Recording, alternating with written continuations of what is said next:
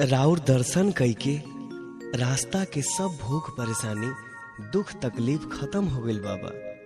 मन के मुराद पूरा हो गइल, राउर चरण छुए के मिल गइल। बाबा रउआ त अंतर्यामी है, सबके मन के बात जानतनी। दिल में बहुत आशा लेके एगो निहोरा करतनी बाबा, फिर से हमरा गंगा माई के ऐसने पवित्र कर दी जैसन हमनी के सुनले रहनी जा। आई आदमी के बस के बात नहीं खे बाबा, अब तो रउए कुछ करे के पड़ी।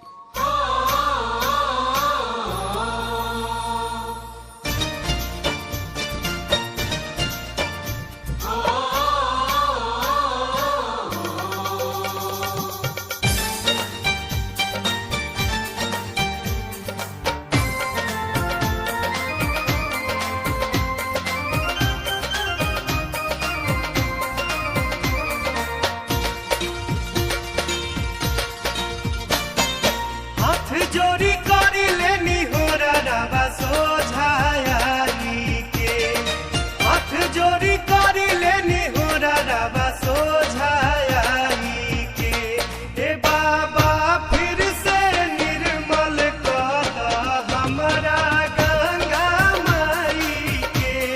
ए बाबा फिर से निर्मल कर हमरा गंगा माई के। हाथ जोड़ी करी लेनी हो रवा सोझाई के, हाथ जोड़ी करी लेनी हो रवा सोझाई के। ए बाबा फिर से निर्मल कर हमरा गंगा माई के। ए बाबा फिर से निर्मल कर हमरा गंगा माई के।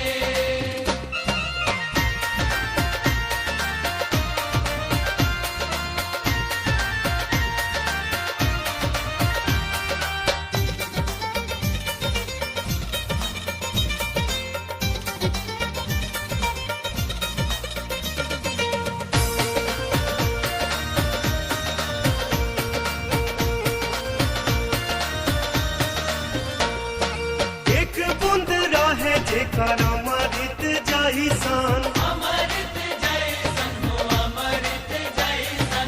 अब देखी बाबा दूर